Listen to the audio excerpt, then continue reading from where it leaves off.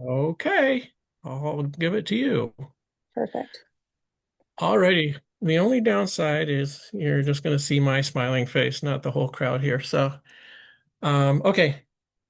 Sorry, everybody, for the glitch. And Can we do a sound check? Dave, can you just talk to see if Jessica can hear you okay? Hey, Jess, can you hear me? Yeah, everybody sounds good. Thank you. Good. Thanks. great.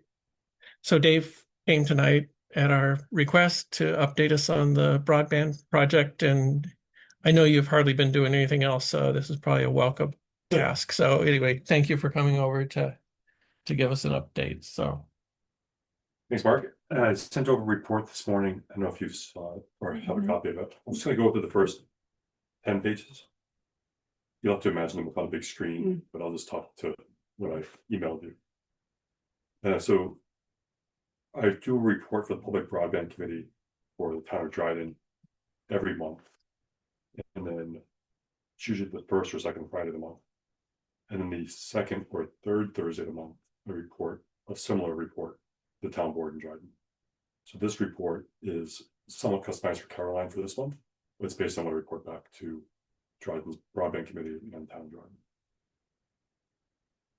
Yeah, so I always start with a summary page, which is now the last 6 months leading with the good news, which is that for the last 12 months, we can report a 99.989% uptime on the platform.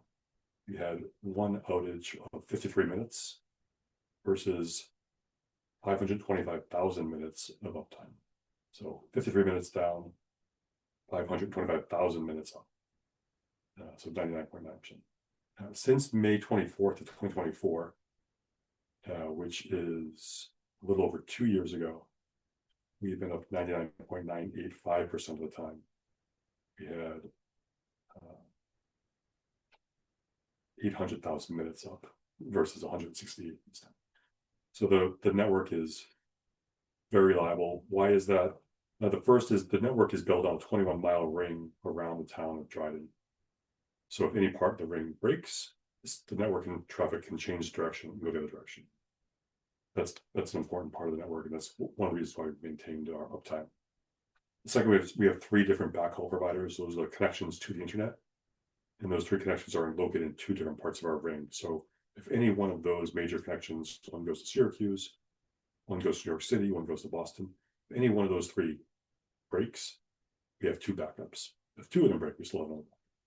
They're all providing enough service that we can service everyone for quite a bit of time before we feel anything about having only 1 or 2. We have 4 redundant power supplies. All of our locations on the network, the 4 POPs, each have backup batteries as well as generators. 3 of the generators are on natural gas lines, so it's basically unlimited. As long as natural gas is flowing, if NYSEG's power is offline, will still remain online. The 4th location in Yellow Barn State or on Yellow Barn Road near Route 13, there's no natural gas there, so we use a propane tank, and that tank is checked frequently to make sure it's full. So even if a customer of Dryden Fiber loses electricity, if they have a generator at home, they can keep their computer powered, keep their modem powered.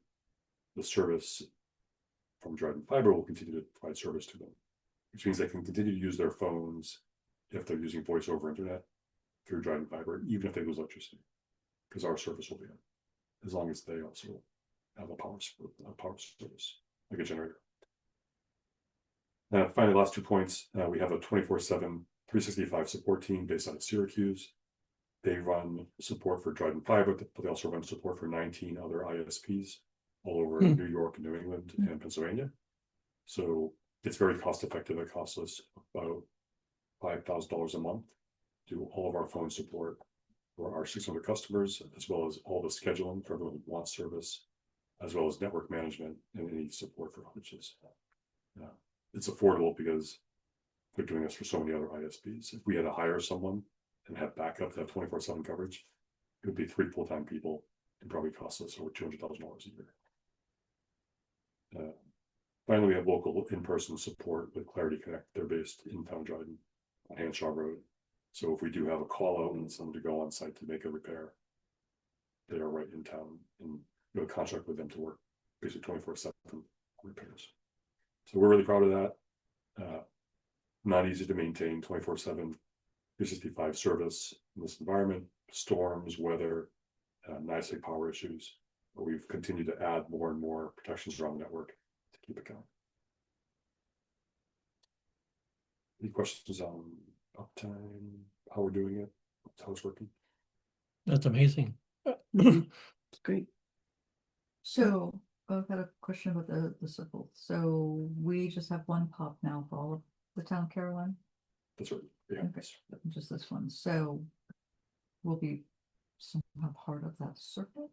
So the Sure, pop imagine. here will have one direct line from Yellow Barn Pop, which is at the other end of basically at the end of the Midline Road, where Yellow Barn reaches near Route 13. Mhm. So that line will come directly south through Dryden into Caroline. That'll be the first connection. The second connection will come down Route 38, then come in through Harford Road, onto Route 79, and then come in from the east back into here. And the third will come from Varna through Ellis Hollow to either Thomas Road or Ellis Hollow Road, and then come from the west on Route 79 and come into the pump. So you'll have three different connections there. Leaving going south, we'll basically have a bunch of different spurs, Mhm. going east out to the county line of Route 79, south to Speedsville, south to basically Baldville School Road, another leg going south to White Church, another one to Coddington. So they're not connecting at the south of the. So there's not a southward There's a connection spur. because mostly because of Shindigan. You only Okay. have these spurs going on. Mhm. If any of the spurs break, it's only there downwards. It's not the entire network. And the same thing's happening in Dryden. The ring is solid, but if you're at McLean or if you're Mhm. in West Dryden, in a mile from your house, there's a break, Mhm. you're going to be disconnected. So, Mhm. that's a good question. Sounds good. For easements, starting in April, which is probably after last time I reported to you, we learned that for underground construction, which is about 15% of our work, any work that's done on a town road in the town of Caroline, or a highway by use road in the town of Dryden, or a county highway, if we do underground work, we have to get an easement from the property owner to allow us to construct on their property, because on those roads, the property owner owns the center line. On town-owned roads, of which there are about half the roads in the town of Dryden are town-owned. The town has the right to offer the access to Dryden Pine. The other half of the roads in town of Dryden, where we go underground, we have to get easements. In Caroline, all of your roads are highway by use roads, which means the parcel owners own the center line on every single road in town. Which means whenever we need to do underground work in Caroline, we have to get an easement from people where we're going to be building underground, which 9 times out of 10 is the front of their property along the road within 25 feet of the center line. Is that the same for 79 Day? Route 79 is different. State highways, the state does have the ownership up to 25 feet from the center line, so they grant us access to build in that corridor with the state highway permit.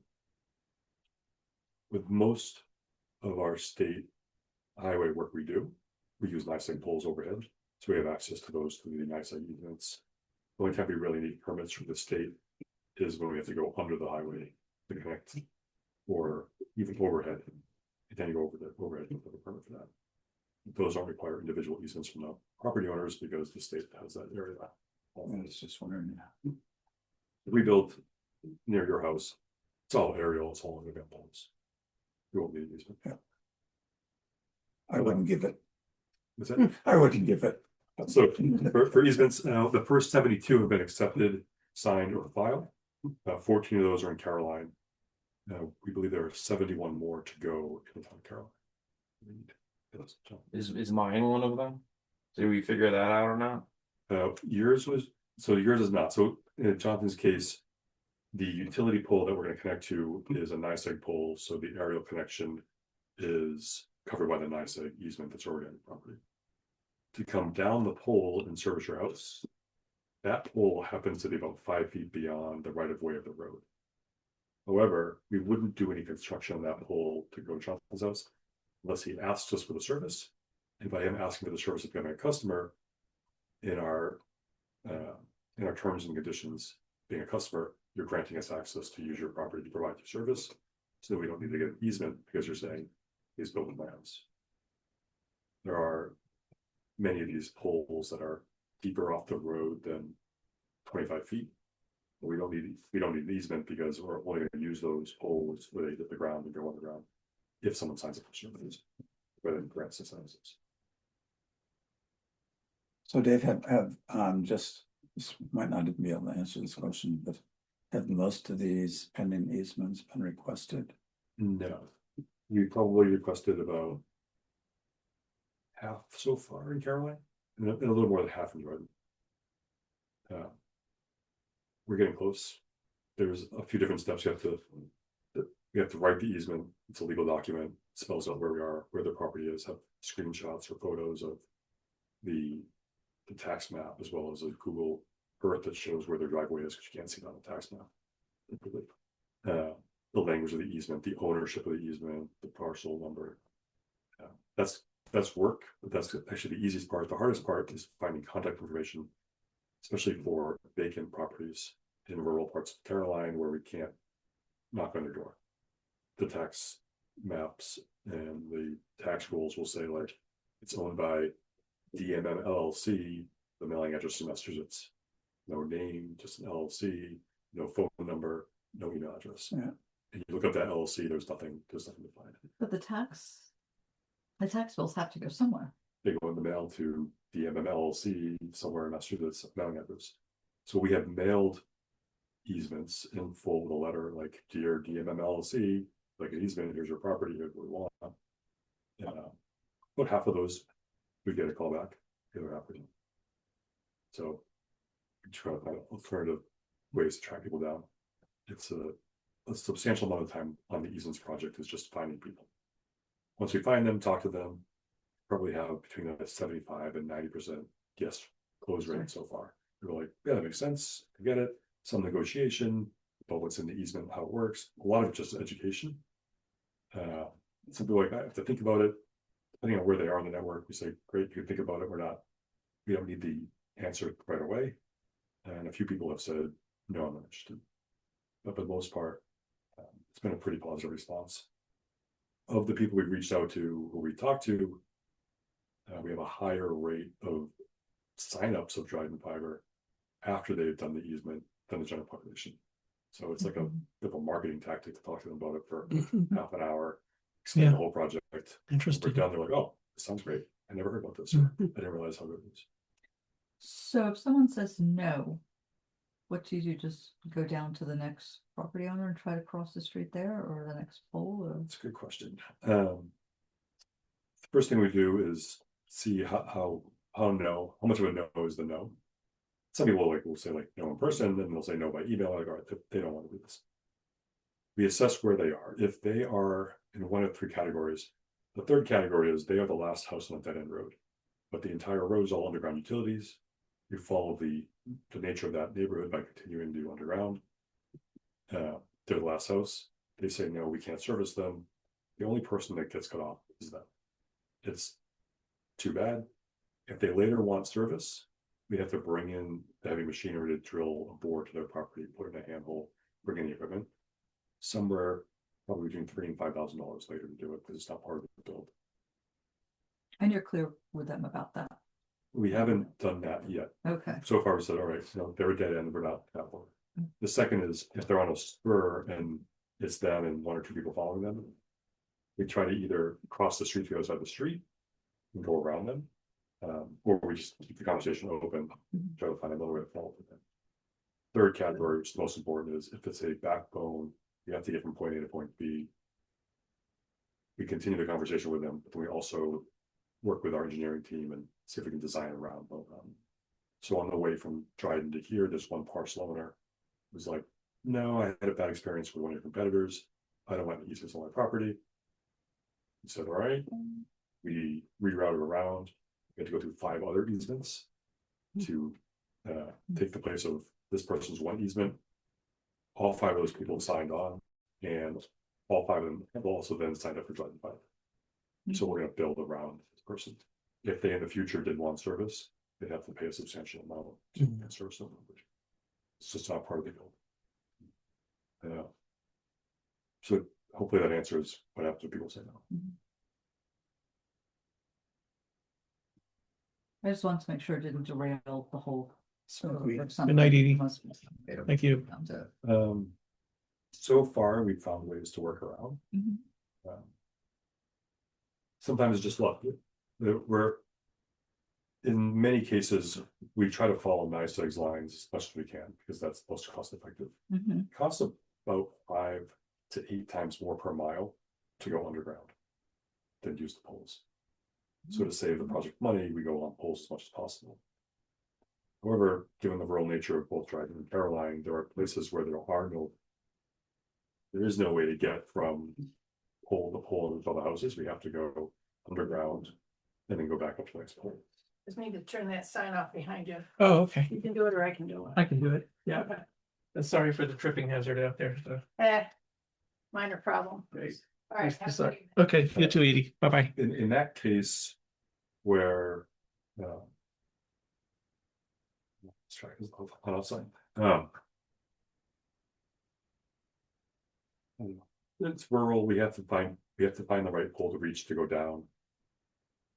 We use both Google Maps, surveys, individual homeowners, deeds, and we cite the location of these poles that we have to connect to.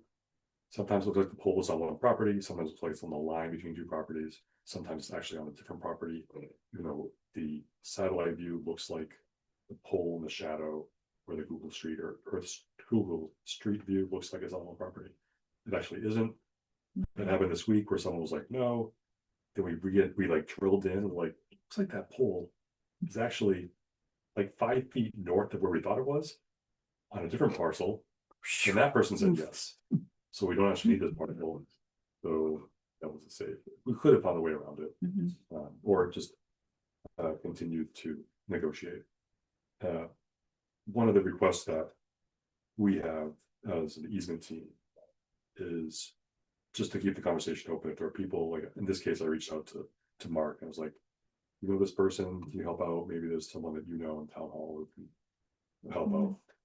We may even need to do that just to reach some of the people. They're just people who own parcels here, who don't live here, we can't find them. So it's a whole new twist on the project in the last 4 months.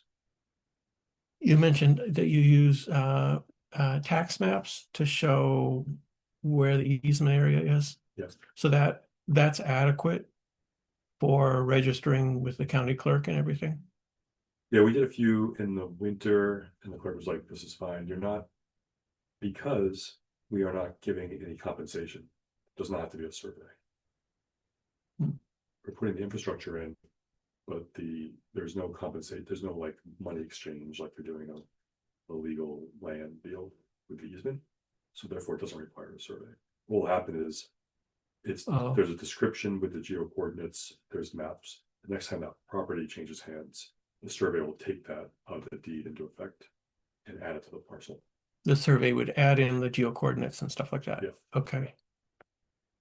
And I can send you, I can send the board an easement in full so you can see what it looks like. Very great.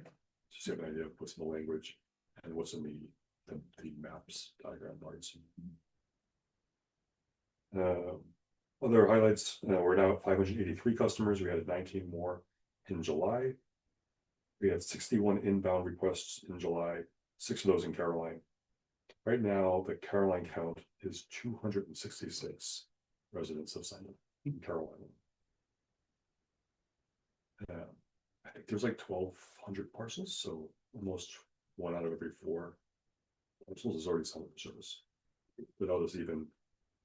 What was our threshold for the grant that we projected? Was it I think in that 50%. ballpark, I right? think 50% was what we wanted. So 600 was the goal. Yeah. I had a woman come in the other day about another matter, and she said in the conversation, I haven't signed up for Dryden Fiber. Is it too late? I said, no, it's never too Not too late. late. So, and I encouraged her to, and she said, so, and I think she's going to consider it, because I told her it's only internet. And I said, you can stream everything now. So yeah, I hope she'll Um, do that. Yeah, please sign up. It will make it easier when we get to start to do installations. Because it means we can start to do neighborhoods if they've all signed up. So Yeah. if everyone, like, there's not that many like super densely populated neighborhoods, but around Brookendale, everyone on Valley Road or Brookendale Road or Burns Road signed up. We could send a crew and just go do all those installs in one day. So we would encourage you to pre-register. Also gives you an idea of what your future role looks like within the project. So the first, I can't remember how many houses the MIP grant pays. Oh, that was your grant, yeah. The MIP 272. So you're right about that. 72, okay, that's Okay. what I was asking, yeah, Mhm. thanks. Oh, So that to number. spend that money, we have to have it available to at least 272 people who've signed up and then do the installations by the deadline, which is now June 30th of 2026. Yeah, that's what I was trying to ask you. Yeah.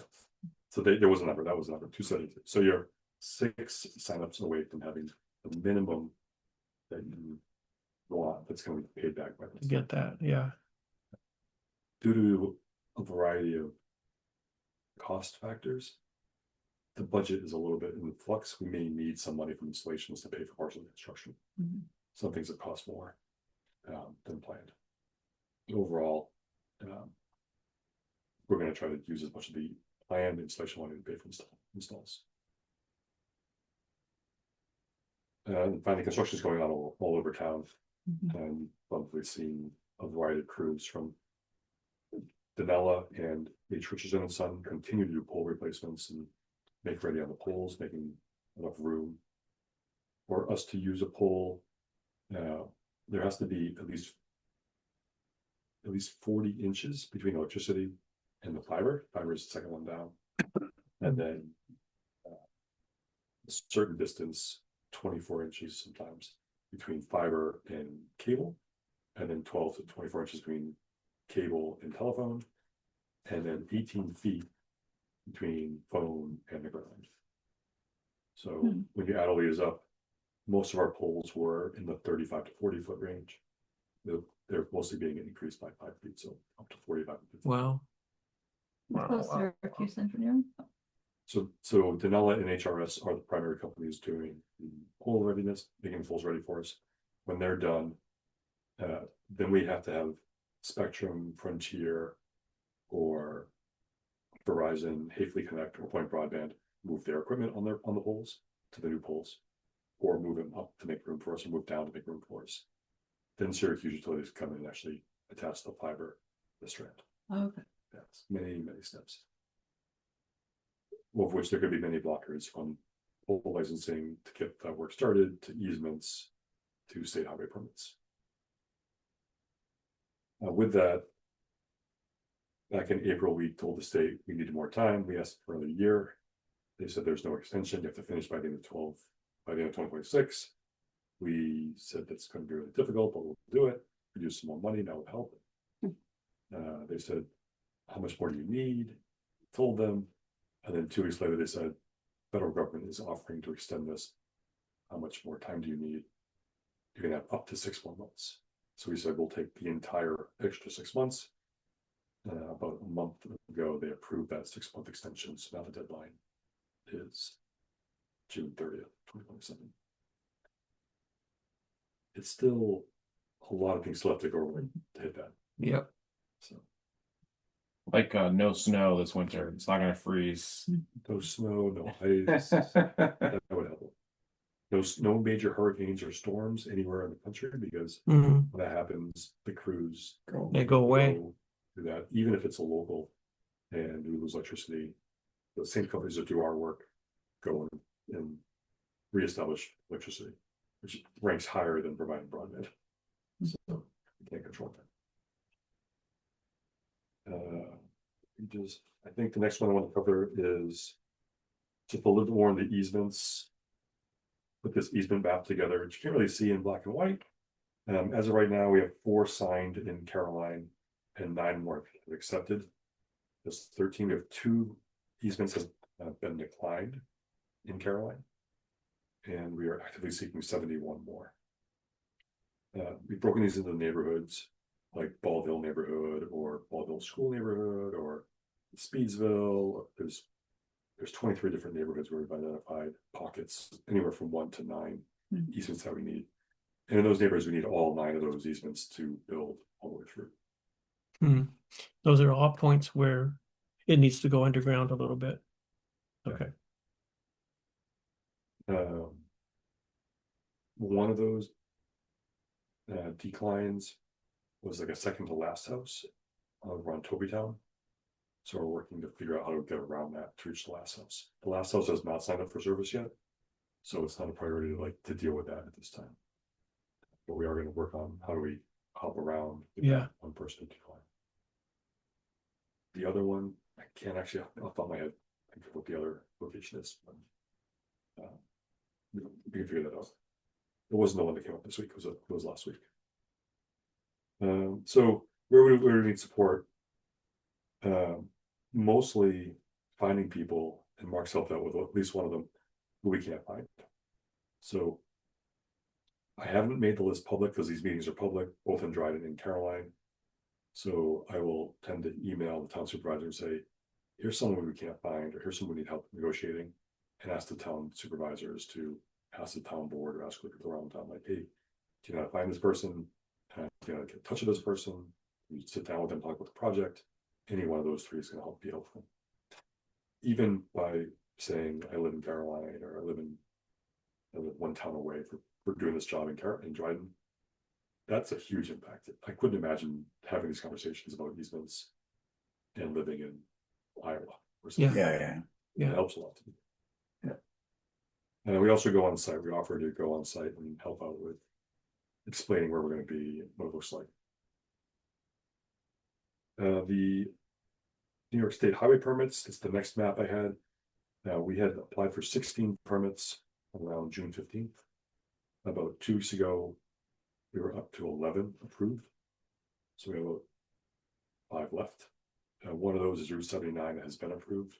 So Syracuse Utilities is out there right now, driving up and down 79 to see where they can connect, where the gaps might be, where there's poles that we don't have licenses for. We thought we did, just so they can map it all out, bring in the fiber. It's a main connecting route from the town line of Dryden all the way to the county line.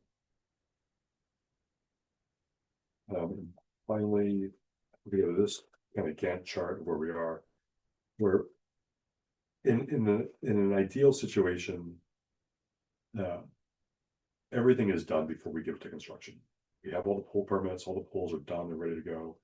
We have all the state highway permits, we have all the material, we have all the easements. And then we say, all right, Syracuse, you can go and build all 90 miles, Caroline. However, given the time crunch, we're doing it very piecemeal. As soon as we get areas where we can build, we send them to build those areas. As we wait for other areas to open up, we send them there. And then as we get areas that connect those areas, we then build those.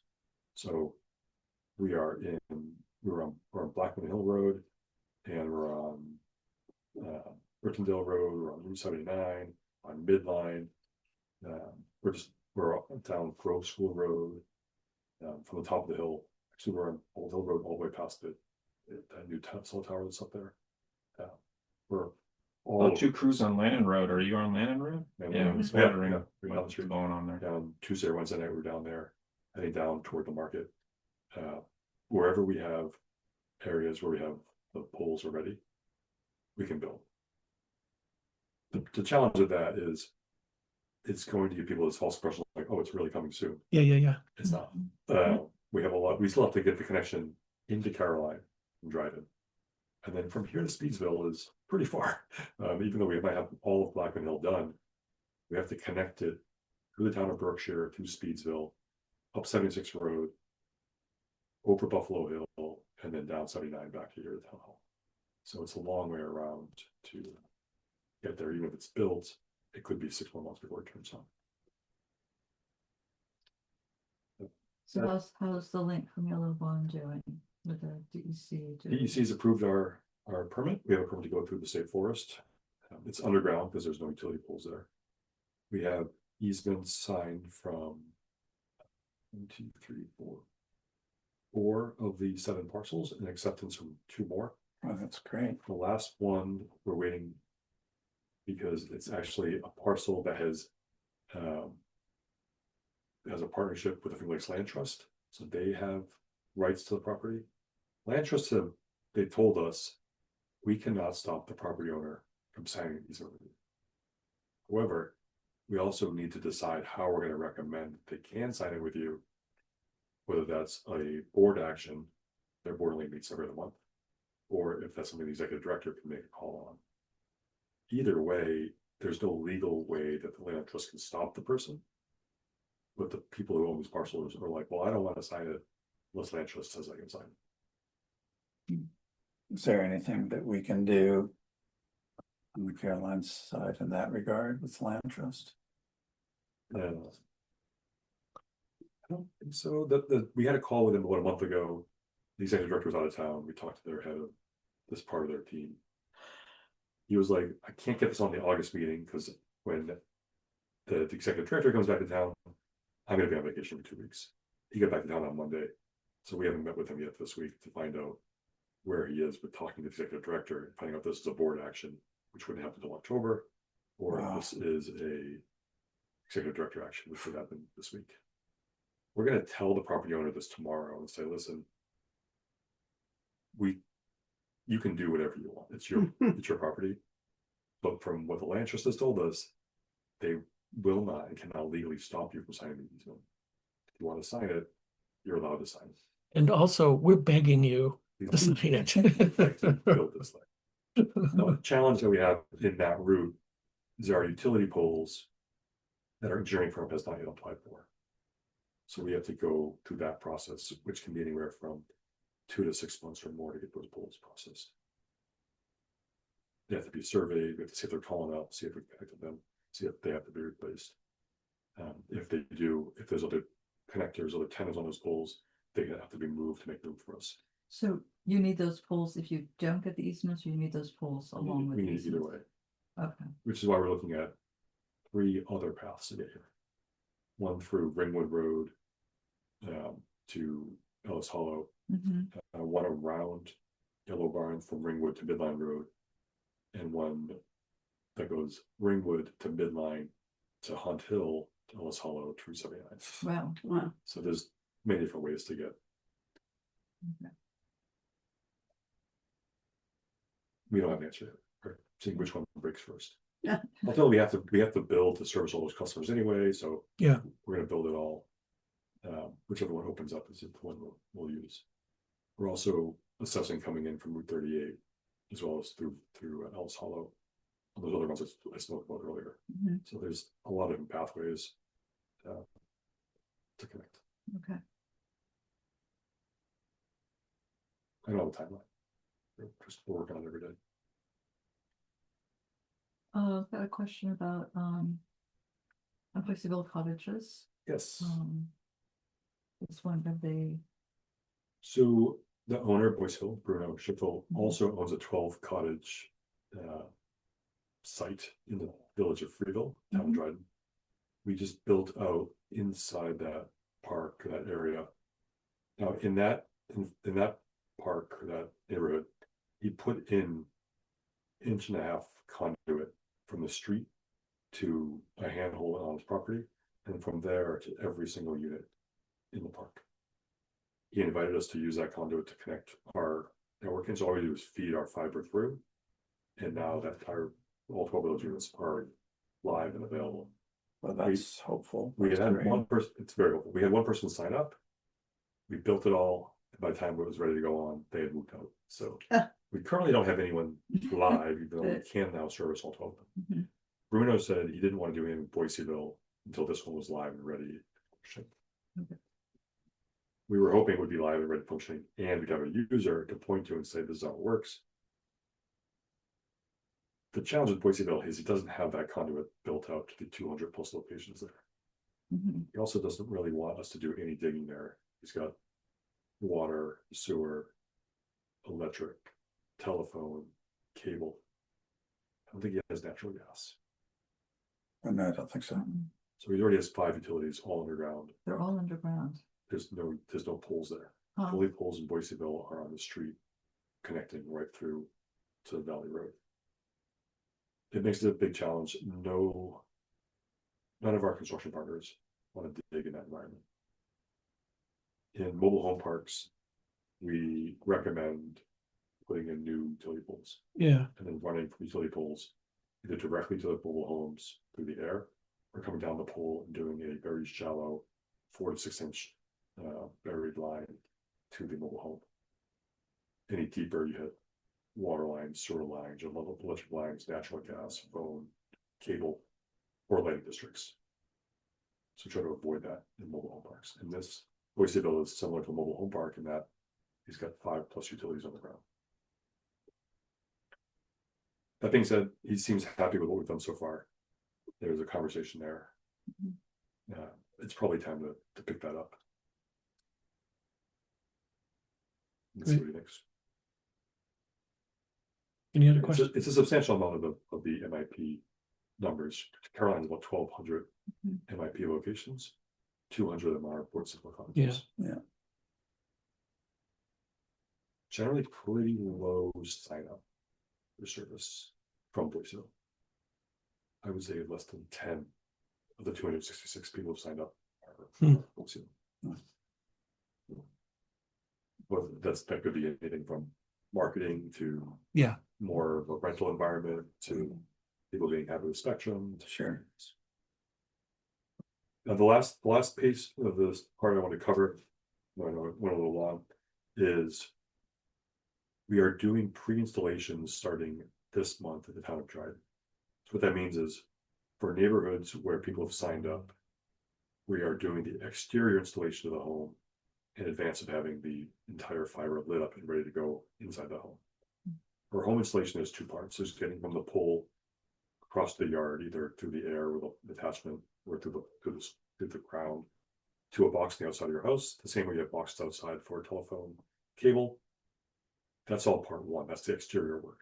The interior work is now we put a hole into the house, bring the fiber into the house, and put it into a modem. That we don't do until we actually have service, but the exterior part we can do anytime. We have 50 people we're going to reach out to starting next week to invite them to take a pre-installation. We'll bring the service from the street all the way to their house. They won't have service yet. Well, once we have light, which is how we say the service is active for that neighborhood. Once we have light turned on, we can do the installation inside the house in about an hour. Just will save us a bunch of time, especially for underground exterior construction. Like for Jonathan's house or other houses where we have to get from the pole underground to the house. We'd rather do that in August, September, October, and not November through March.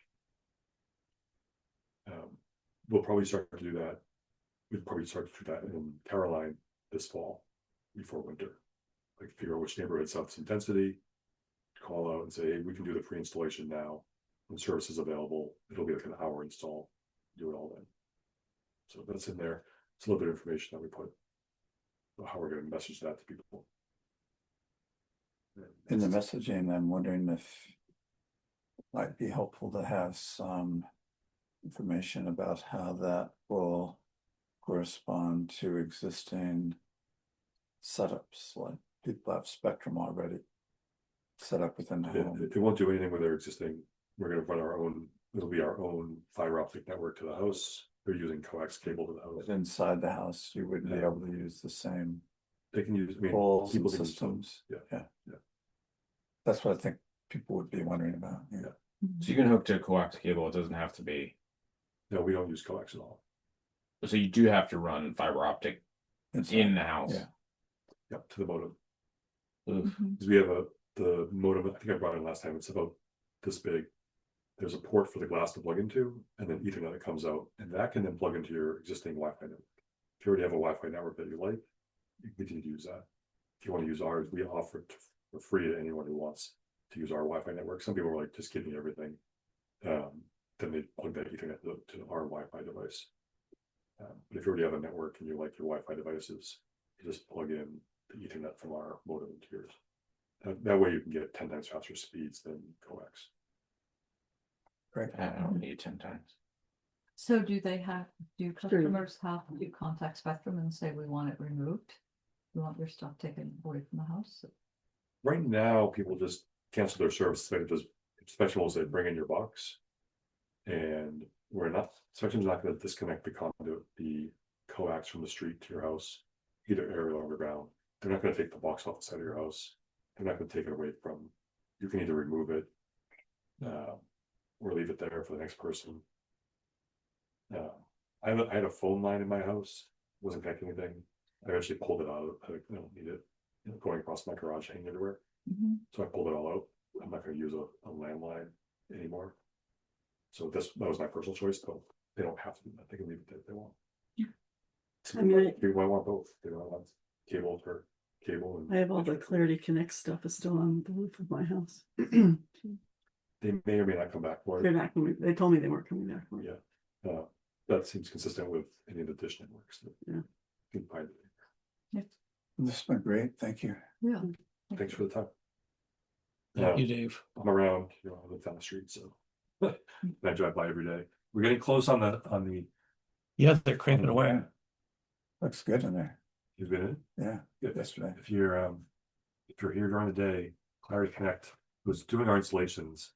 They do all of our off-hour support calls if someone breaks the network in their yard.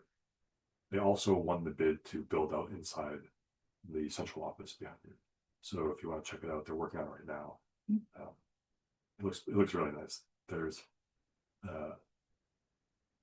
Eric, who's the lead. He showed me yesterday. He's like, there's room for like 1,000 strands of fiber, which would be enough fiber for Caroline if you have like 25,000 houses. Like there's enough network potential in that building for a very long time.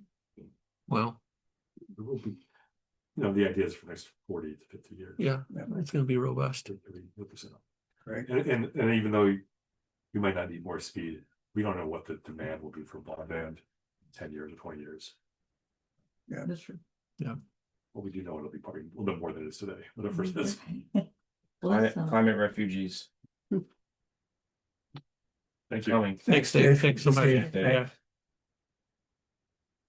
Thanks for coming to get me, Tim. Yeah. I kept saying, I got to text Dave. I got to text Dave. Oh, he's out there.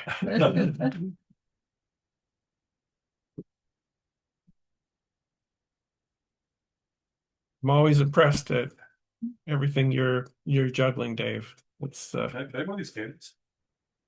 yeah, All right. absolutely. Thanks, Caroline. See ya. Cool. See ya. See ya. Thanks. All right. Got a lot to do. What's that? Got a lot to do. We There's a do. lot So, to do. so let's move along. So I'll move on with my supervisor's report. So let's see. You all saw the correspondence from Yvette DeBoer about proposal to close Vandemark Road. And I talked with Bob and Yvette today, and we're going to meet on Monday on site with her and a couple other residents out there. Bob asked me to come too. Did he? Yeah. Okay, that's great. I'd like to be there. What time is it? Okay, that would be 3 of us. Oh, So you could go in my Well, stead if you want to go instead of me. Or my go instead grandkids of might me. be, it doesn't matter. Yeah, or something. I just we wanted to can be work it there to out. make sure that felt heard. She's a neighbor, so. We can work it out. You want to make sure that what? She felt heard, that, I That's think, fine. yeah, but I could just talk with her sometime this weekend instead. okay, So, okay. So, great. That's a vet you're worried Okay. about or concerned? about? yeah, I just wanted to know that. So, okay, And just real quick, folks are talking about the long-term maintenance as a pedestrian walkway because it's different than a road. so I don't, I guess, I don't know. I mean, I think to me, the first step is, for her to talk to Bob. Yeah. And see what his take on it. He seems to be very happy with maintaining it. It's in good shape. So I think addressing the safety concerns is probably what the conversation will be about, or whatever they are. I think one difficulty is that we don't really have a way to handle pedestrian ways and maintenance of pedestrian ways so that the town might own. Well, I think Right, that's why I brought it up. Yeah, Yes. I think there's And so that- a more fundamental concern. Mhm. What Bob said, he just needs to meet with everybody, Yeah, consider the current status of the roadway, Mhm. its relationship to other similar roadways in the town. Mhm. yeah. Those equations, I Mhm. think we need to rely on him. Yeah. To understand those, which is, I think it's the beginning of a process. Mhm. I'd be interested in finding out more. Mark and I talked about it very briefly. So the seasonal roads. I remembered that when they were first made, that I heard that Caroline was the first town to do that in New York State. And I was just wondering about it being closed for, I can't, through December through April, I think. I'm wondering, could we make that from November to May? It's just a thought. I mean, Are they actually giving out a closed or little you extra just use time. it at your own risk? Well, I It think says that's It's not not, maintained. It's no not maintenance. maintained. There's no Yeah, maintenance. right. So I mean, Right. my part of Speed Hill Road is seasonal. People are still using it Yeah, all winter. exactly. It's not closed. People do not use this. People do not drive up that in the winter. No, they don't. And there's a You're big talking about plow, Vandermark, yeah. there's a big, It's steep. there's a big snowbank there. Mhm. That Yeah. packs into ice.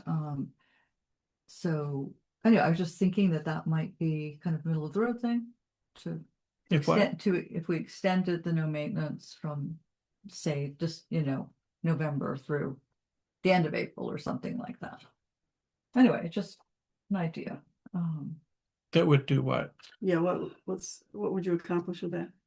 Well, it would give the roads crew a little more time to maintain it. I meant I don't think any You mean criticism was elongate meant. the winter section or? Yeah, elongating the winter section and then giving a little less traffic going down into Brookendale when that road is tricky.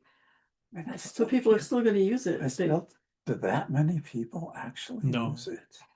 I don't Yeah, think so. I don't No. think so. I But if think they feel like I've they been can use only it, one of they'll the use only it, right? people to use it. What's that? If they feel like they can use it, they'll use it. You're not preventing them from No, using but it. I don't think. I know. I You don't. haven't seen the people, I mean, have you ever seen Speed Hill Road? That part? No, but I mean, I'm just familiar with this. Yeah, but I Yeah. mean, people will use it, depending on their vehicle, they'll use it if they can. I understand, So- but it's So very, I don't see what extending the time's gonna do because, I guess because you're not preventing that. In other words, you're not putting up a sign saying you cannot use it.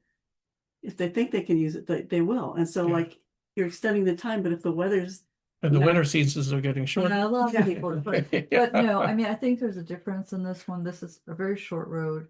It's got a turnaround for the plows at the top. A lot of people will go down that road, It's so off Google will the take them track. and then they go, It's oh, off the beat. and they turn around and they go back. Yeah, exactly the around. same with speed. So, I'm telling you, okay. I well, had to call somebody because the tractor trailer got stuck because he couldn't make it. I've never seen a tractor trailer go.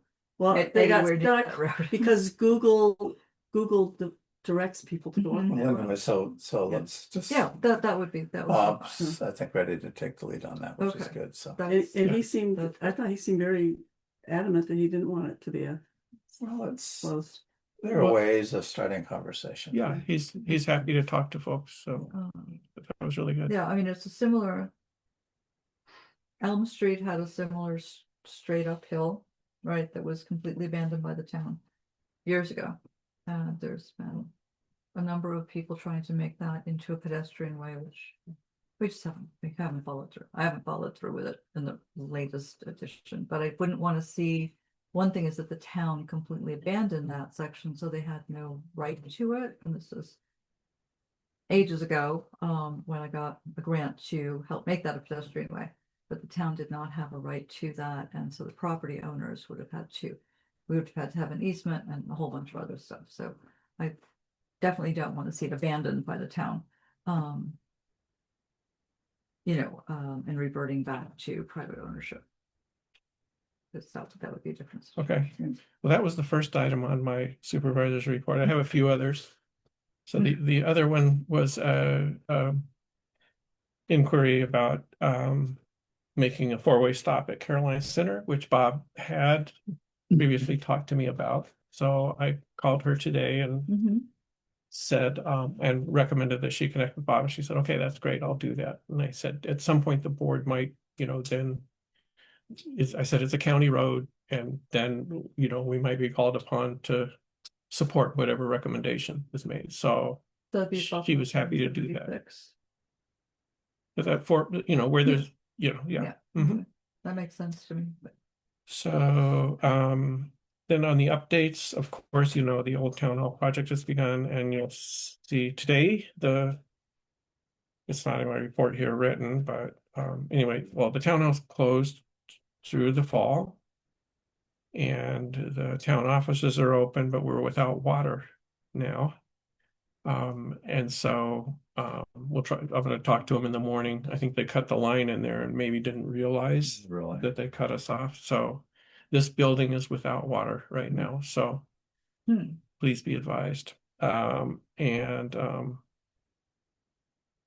So Diane Gare, the court clerk, she's having her office in Velvet's office between me and Bob Ray, and then she's gonna hold the court hours for the justices across the street at the fire station. That was her choice. We're gonna do it here, but she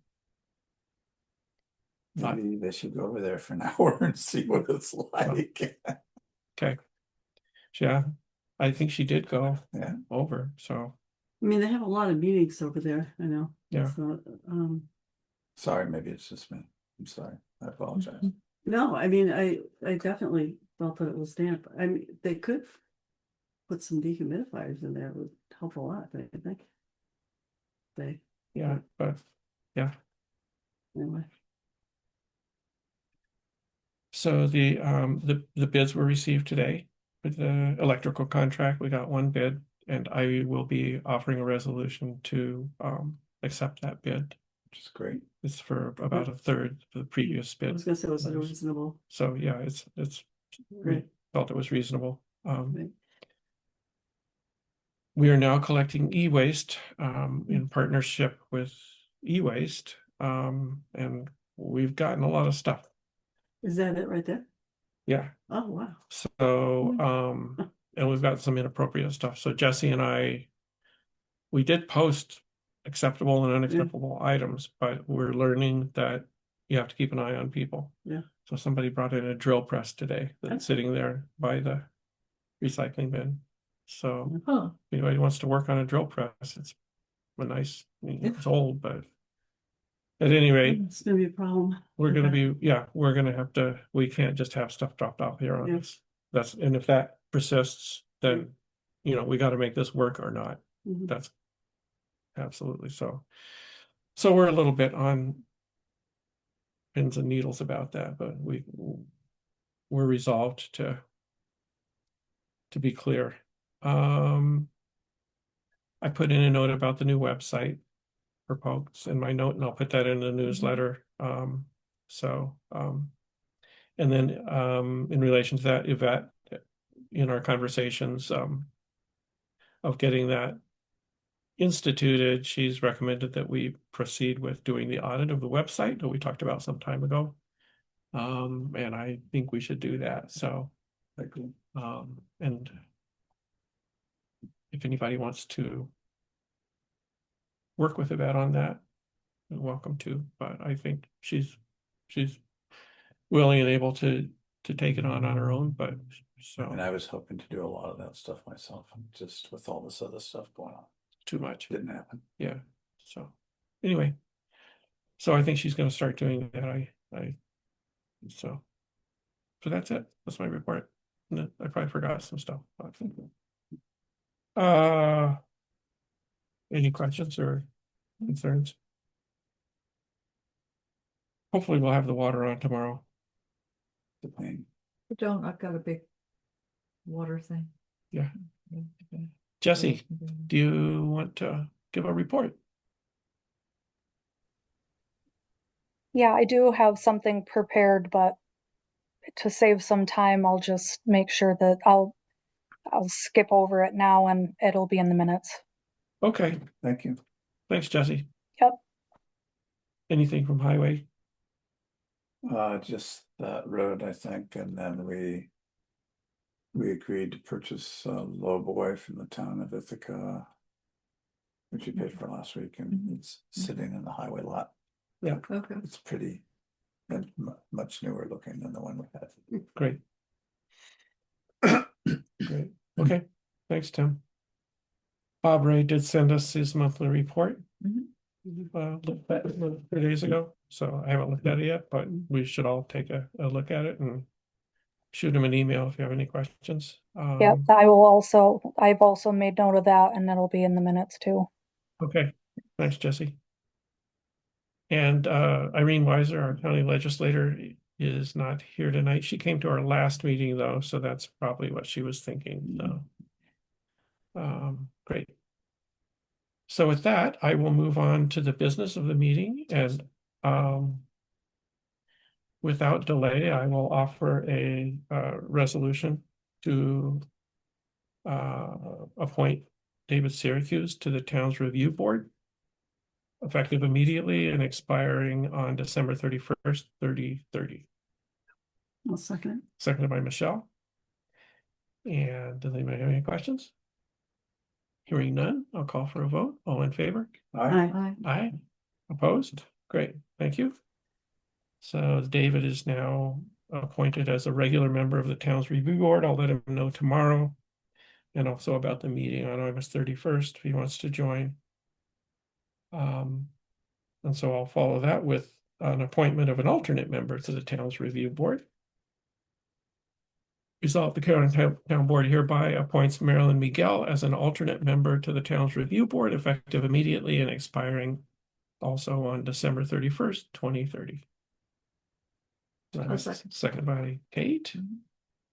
And by the provisions in what it's Article 12 of the zoning law, the alternate term is determined by the town board. So I set it as an approximately 5-year term.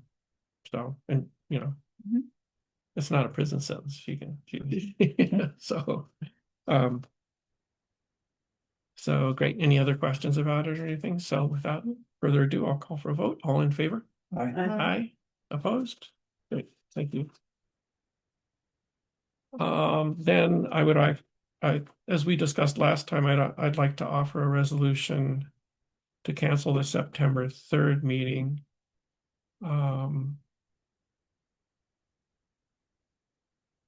So I'll go ahead and do that. And okay, I had another thought, but I'm not going to bring it out now. Maybe bring it out later, see how the meeting goes. So offer resolution to cancel the September 3rd, 2026 Caroline Town Board agenda meeting. I'll second it. Seconded by Kate. And 2 of us will not be available, and there's no pressing town business, although there's always something. So therefore, be it resolved, the Caroline Town Board hereby cancels the regular agenda meeting scheduled for September 3rd, 2026. And the next Caroline Town Board meeting will be September.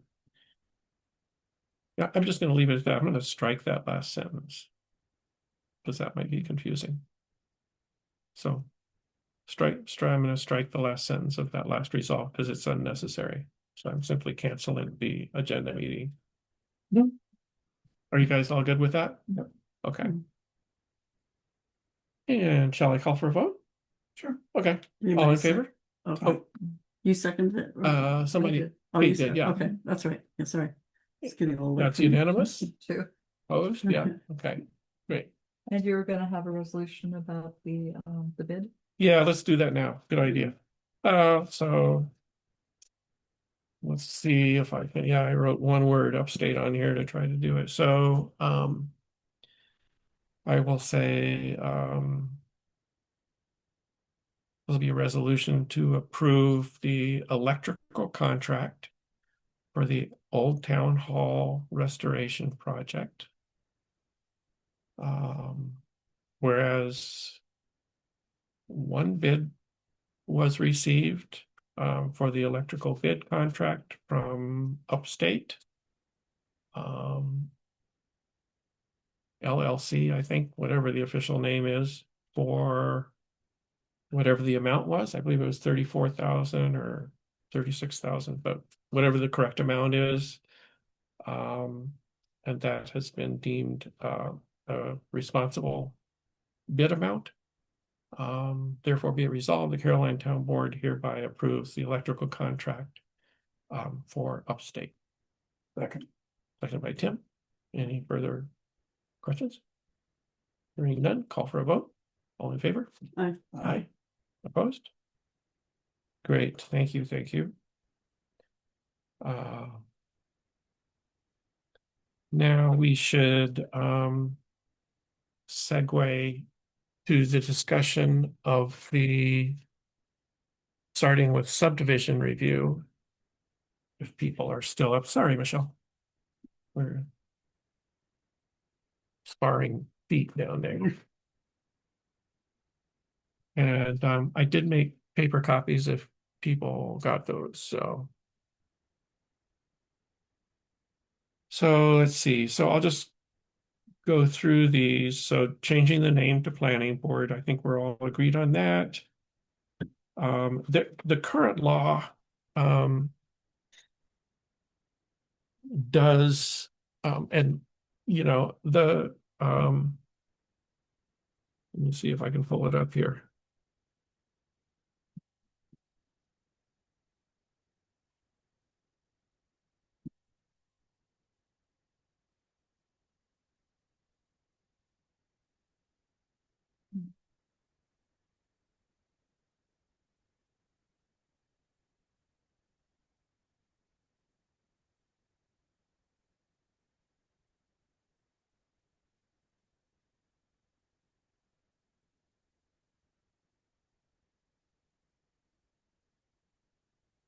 So if you look at the current law, section 104 purpose B3 is that land to be subdivided is suitable for building purposes without creating dangers to the health or peril from fire, flood, or other menace. So Can you say what page it's on?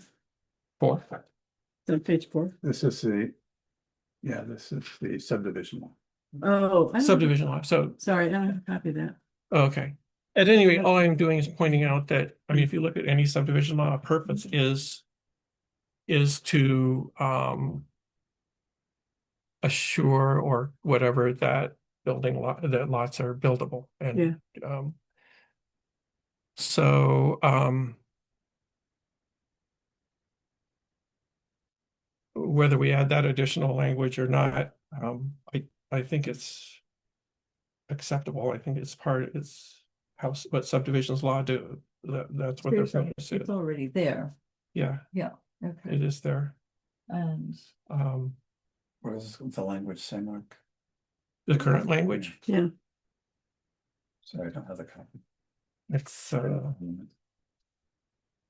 section 104 purpose. These regulations are developed to ensure one, consistency with the adopted Town of Caroline comprehensive plan. So that's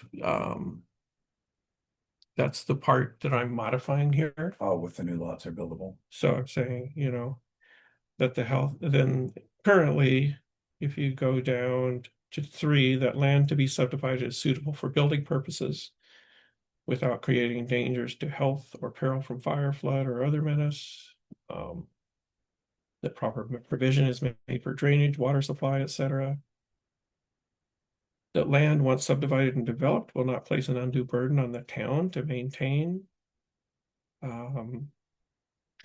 so is the problem with the definition of subdivision? I'm just thinking, if we think about subdivisions, usually you're dividing it up to build, but what if you're just, like Bob was saying, a little piece off because they want to have a bigger buffer, they don't want to build, they just want, so it doesn't have to be a buildable lot.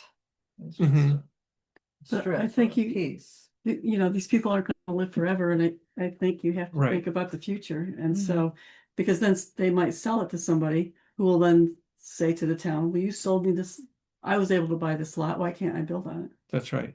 That's, I mean, I don't think there's no provision in there to have Mhm. non-buildable lots, or, you know, to have them called Say- something else, or. Say, okay, my house, but I always think about myself. Why not? I've got to build a big hill behind the house that belongs to my neighbor.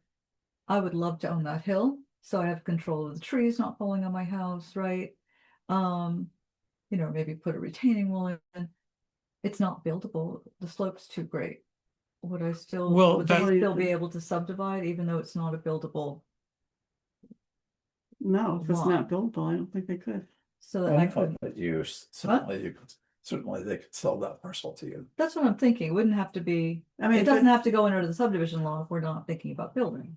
Well, But I mean, it does, but I mean, I think that's part of the issue. that's a lot line adjustment, right? That's it could be, It could it be would a be lot line a lot line adjustment. adjustment. So that's not like a selling it as a separate lot to, Yeah, I mean, it's over, it's about an acre maybe. That could be a lot line adjustment pretty easily. Oh, I was just wondering how that would. Mhm. But That I mean, would I be a think lot. that the philosophical issue that you're raising is somebody who owns steep land, for example. Mhm. I mean, so the question is, and I think this goes to the gist of maybe what Bob is asking. Mhm. How do we approach dividable land? Like I know that, for example, quite a number of years ago, the 5 acres just adjacent to my woods were put up for sale and sold. They're probably not buildable, Mhm. but they were sold, and part of it is buildable down below, and it's really used for recreation purposes. Okay. So how do we, So that would be okay, right? well, I don't know, not if the land has to be buildables. I think that's the issue that's at Right, hand. if it has to be buildable. I mean, Like, for if me, you- suitable for buildability is different. Potentially I think it different is, than I think the new lots meaning, are buildable, I think the intent is suitable for building, suitable for building. so you could clear it or whatever. Yeah. But what do we do? I guess Yeah. the question still Mhm. remains, what do we do for, we're in a really hilly town. Right, so There's what a lot if, of what if woods. somebody just wants to own property to go hunt in the fall, and it's all on a hill, and you can't build there? Right. It's not buildable, but he wants to buy it. The person wants to buy it. Well, so I guess, But if somebody wanted to, let's say somebody had 200 acres of hilly woods Mhm. and they wanted to sell off 3 parcels of it for basically the same purposes to different owners. Mhm. Right, Maybe they just want to relieve themselves of the tax burden, for example. So how do we, so then Well, it would be like, so is it are like, you saying it's so, like it's so steep, like it's cliffs or something that you couldn't build in? Because, you can build on steep slopes well, with, right? We don't prohibit. no, we Right. don't prohibit it. Yeah. No. And so it would require things like, road I frontage, think what we are trying to avoid is landlocked lots, right? landlocked, right? Mm. Because you get those, then you're committing the town Yeah. to having to build roads. Yes. Otherwise, you're creating a lot that someone cannot build on. So you're impacting the resident or the owner of the property Mhm. negatively. I mean, that's kind of like a buyer beware kind of thing, like that you shouldn't buy a lot that's not buildable, but I don't think people understand that some things aren't Yeah, but buildable, right? So I Yeah, think yeah. then, I think there's an argument to say that whatever you sell should be buildable, and that we allow steep slopes. and I mean, the Mhm. argument of the subdivision law rationale is that when we create lots, they should be buildable. Yeah. To the extent possible. Now, if they're all, like if the lot is all wetland, there, that should be recognized, and then there should be access. So, I'm just trying to recall the recourse available to the review board. For, Could someone come to the review board and say, I realize this lot isn't buildable, Mm-hmm. but I want to provide it for such and such reason. Would this language provide the review board the latitude to make an exception to this? I'm just trying to remember how that Make works. a variance, right? They'd have to have a variance, right? But You mean like if someone this would said, be in the zoning law, so then that would be Right. up to the zoning, That's right. the review board. Mhm. yeah, So they could go to the zoning review board for variance. Right. I mean, Bob's To the example ZBA. here, ZBA, I yeah. think could be a lot line adjustment. Yep. So, But right. that's the main issue, that we want to be clear that we have some leeway for the bizarre example. But that would be the ZBA, and that's why we have a ZBA, because once we put the subdivision law in the zoning law, then the ZBA Mhm. is the release valve. Oh, See what I'm saying? mhm. you're saying what now? That if, If we when we put the subdivision law in the zoning law, citizens could appeal, could apply for variance to the zoning law from the ZBA. Mhm. If we don't have the subdivision law in the zoning law, there's almost no recourse. Mhm.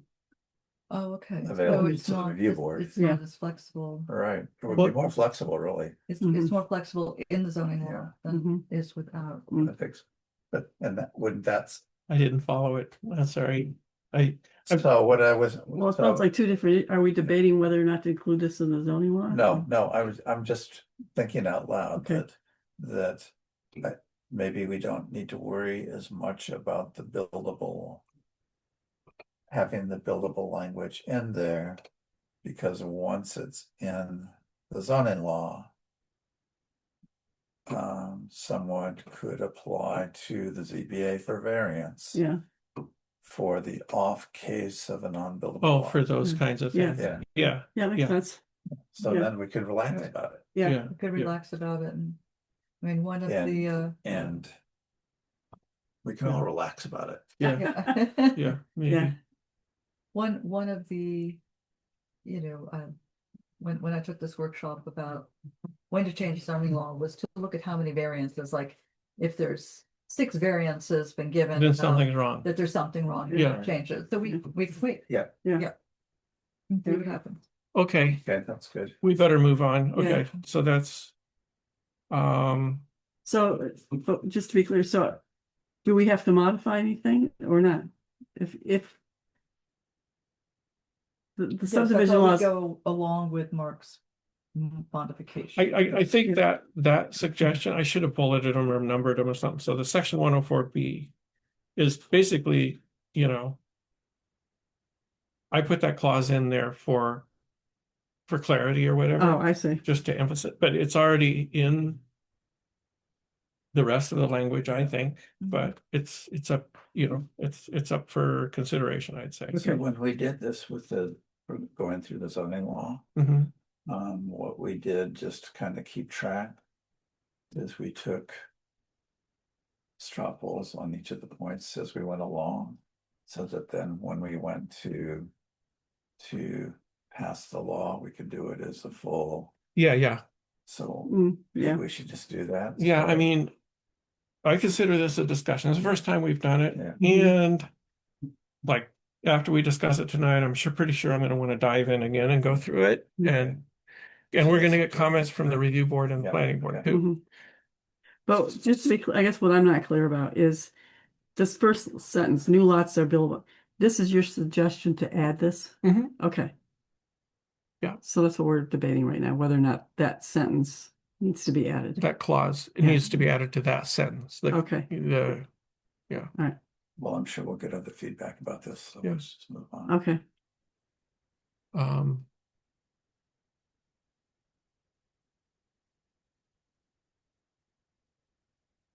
Oh, let's see. So the next one, this is going back a ways. Lot line adjustment and lot subdivision applications and fees shall be submitted to the town clerk, who will stamp and date received and forward as appropriate to either the code enforcement officer or zoning officer or the planning board. That we need to clarify, Mark. I guess- Maybe that's all, I wrote this a while ago and I'm Mm. kind of, that, Yeah, I don't- can I ask how that's different than what it is now? yeah, you I can mean, ask, and the- I have to look it up. I mean, Um, it isn't the way that Bob and I have been handling it, because he typically meets with the applicant who turns in Yeah. the application and fees. He records it, then brings it to me so I can record it. Okay, So doing it the way that you're suggesting would be him getting it, giving it to me to date stamp, and giving it back to him to give it back to me. That doesn't make sense to me. okay, the reason, and so that's fine. The reason I put it in there was because early on we weren't getting date stamps, so this was just to make sure. I thought if everything just goes to the clerk and gets date stamped and then distributed, that's what I was thinking, but I see. so So you're depending on the code officer then to date stamp it? Is I'm- that what's happening? I think, no, Jesse says right, Jesse, you Well, did it, or, Then is she not? No, is- Bob, is Bob, considered- Bob has his own date stamp that he uses. okay. So somebody's date stamping it. Correct? I guess so, Yeah, I believe so. yeah. Okay. So, Yeah, because I don't take the applications.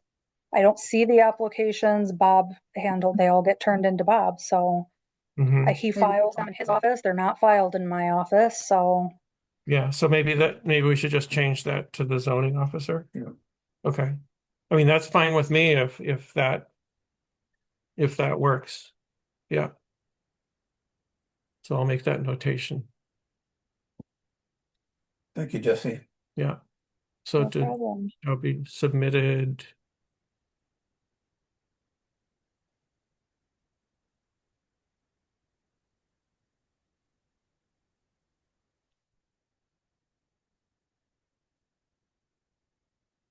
Great, that's good.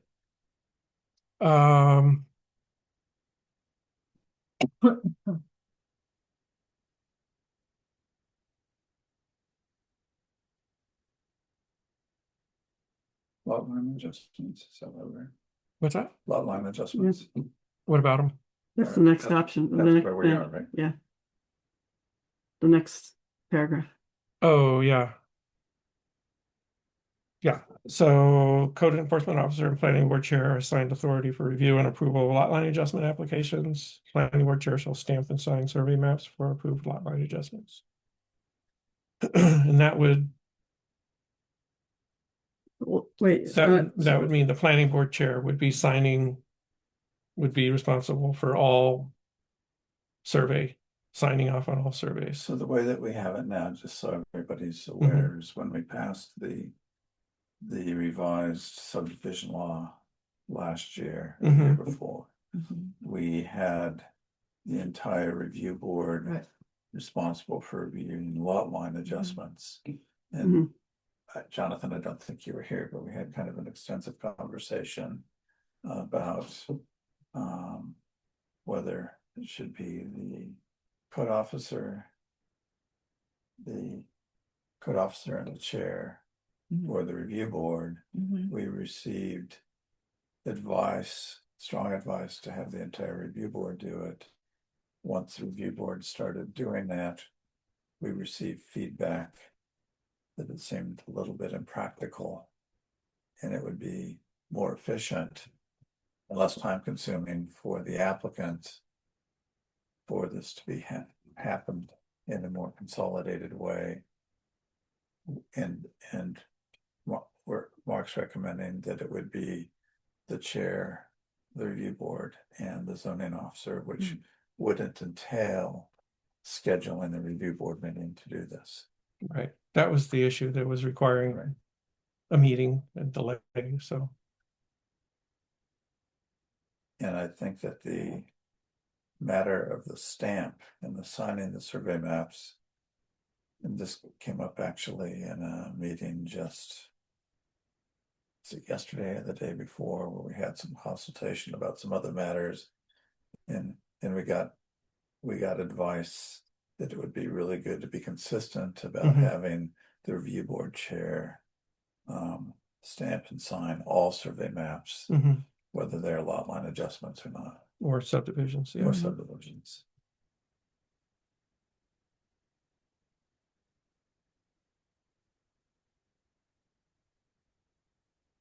Does that make sense? Yeah, I guess I'm digesting the, additionally, if one of the planning board chair shall take no action and she'll, Oh, you're down there. So- yeah, you So- skipped over that, right? What's that? Did you skip? Haven't gotten to that. What? Oh, I thought we finished with the planning board chair shall stamp and sign survey maps for.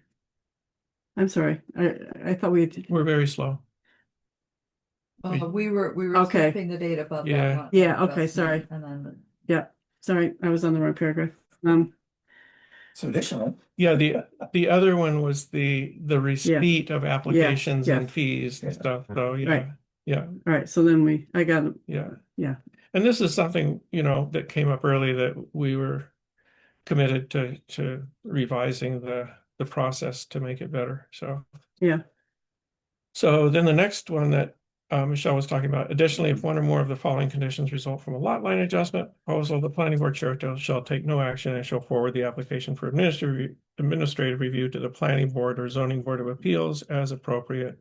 Okay, so Perfect. it's making sense to me now. Sorry, Yeah. it's kind of late for my brain. So the one thing that's added here, and the half acre is arbitrary, but it came up in a review board discussion and I thought of it independently.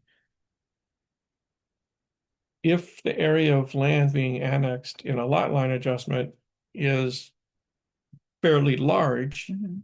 it would seem that you would want to apply the planning principles that you do for other land subdivisions to evaluate it for Mhm. buildability, whereas for a really minor subdivision where you're just talking about, we're moving a lot- fence line or lot line something, adjustment. or yeah, sorry, I can't remember how to say it, but That's right. yeah, so anyway, that's the principle there.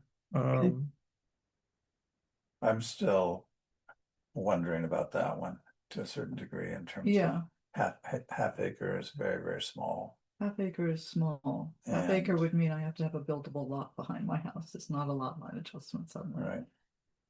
I'm just. Well, it would mean what? Yeah. I was going back to focusing on myself. That hill behind my house. As an example, right? As an example, Yeah. if I got a lot line adjustment so I could own the hill, right, which I've wanted for decades. It's more than a half acre. Uh-huh. It's up the hill. I mean, So used it to would- be, it but- used to be an orchard a billion years ago. But that just means that it would have to go to the whole planning board. But if, let's just say somebody has 5 acres running north and south Mhm. in a straight line. And their neighbor's parcel is, let's say, a 1/4 acre at the top off of it. Mhm. And the neighbor would just be easier for the neighbor to have a straight line down, which would be Mhm. making a lot line adjustment 5 acres up. And let's say a 1/4 acre across. Well, an acre is not a dimension, but right, so or Well, no, I'm just trying to. Yeah, no. I'm an just acre is trying an to think of area, it like- so I'm confused. So, okay, so with the lot line adjustment, it's not creating a new lot, right? It doesn't have to have 75 feet of No. road frontage, for example, or 25 Right. feet is, because it would be included in the lot you're adding it on to, Yeah, so. I don't know, I'm, half acre, I'd say 1 acre, but. I don't know how to But make a still just decision pulled out about of a that. hat. So. Yeah, I Maybe don't, we should just reflect on that, but I don't know how to make that I kind think of. I personally think it's a little bit too restrictive. Do you think it makes sense to make some threshold, or do you think makes sense to not have it at all? Because it wasn't there before, right? But Right. we've seen some very large lot line adjustments, Hmm. which are basically, like, Like what? well, just large parcels that Okay. are merged. So, Okay. But I guess I don't see the problem with that. What problem does that cause if they are merged? It's still approved by the planning board chair, right? Yeah, it would be under this. Yeah, It would be. And we're making a larger lot. I mean, it would seem to me Chopping it that up if the into smaller planning board chair saw flags with the particular lot line adjustment, They could push Yeah. it. push Yeah. it to the Yeah. review board. I mean, I like the idea that it's more than one person, so it's the planning board chair and the Code officer. code officer. Mhm, Mhm. I like that it's more than one person. mhm. I'm not sure I see that you need the entire planning board. I mean, it seems like Oh, two people could make this decision, the planning board chair and the code officer. so together. I'm okay with, yeah, I think we're over that. Oh, okay. The question is whether, so number 4 there, that's an added The thing. question is the trigger. So- Number four, Oh. Yeah, the trigger. The to trigger, do we want the trigger? Do we want it at all? Do we want the trigger to be bigger? Or do we Well, want I- it at all? I Right think now the it's, additional lot being created. Lots that are How less can than the, the how other can there two. be an additional lot created? I You're have just asked moving- this question. I If don't you're just really, moving a piece of one to another, how are Right. you creating an I- additional lot? I don't I understand don't that. know, but I mean, weird things happen. So if that's, you know, The results in lots that are less. Well, than so the- definitely you would need, I think you need the whole planning board to check that out. So the to- actual results. in oh, lots that's that are- right. That's the way this would work. Yeah. Yeah, Are yeah. less than the minimum zoning, so. I don't know if you need that. If somebody with a trigger. small lot then got adjusted to be smaller, that would trigger it to be Yes. seen by the planning board. In other words, if Yeah. you're splitting it up and you're ending up with like a That's quarter right. acre lot. you can't build That on it. would trigger it to Yeah. go to the planning board Um, or the subdivision. no, that's a good point. I'm not, I guess, I'm not sure you need that fourth thing, but like, I don't see what the purpose is. To have that. Mhm. Except I guess it's like a actual, another safeguard maybe against something weird, but. Mhm. I mean, I would just think that maybe if the zoning officer or the code officer or whatever Mhm. hat is being worn and the review board sees something funky Mm-hmm. in a lot line adjustment application, Mhm. they can forward it to the review board. Right. The review board chair, if they, Yeah. yeah, Can Yeah. use the word If they're funky. just- no, so, yeah. Well, So in other words, you're saying you're not sure you need the trigger? I mean, I don't know if you need think the you need trigger. this trigger. Yeah, I don't. Okay. can I ask you a question about where it came from in the first place? Danby has something like this Hmm. at a Okay. half acre. Says, you know, that can't remember who administers it, but they may refer it at a Okay. half acre or more for review. Yeah, I don't know. Um, I guess I can see an argument that it would be larger, like if it's an acre or more, but I don't know. I don't see the purpose of it. I'm not saying there is no purpose. I'm just saying I don't understand it. So, yeah, it's Well, hard. just as I a mean, Trigger to have a little more eyes on it, kind of. if you have, but I'm not sure why are we picking this trigger? I'm not sure. You know what I mean? right, Is it possible that in their particular town, this kind of issue came up more because they have a lot more smaller lots? And so. yeah, go that's not half true. acre, Yeah. I It's mean, they have the opposite. much larger Yeah, thresholds. Yeah. they have by far larger than we do. thresholds. Yeah. So, but I don't know. yeah, So they're very comparable to us. I would say I'm on the fence on this. You're on the fence at the best. I'm totally on the fence. Yeah. Yeah, okay, that's good. I put circled it and Yeah. all, that's Alright. fine.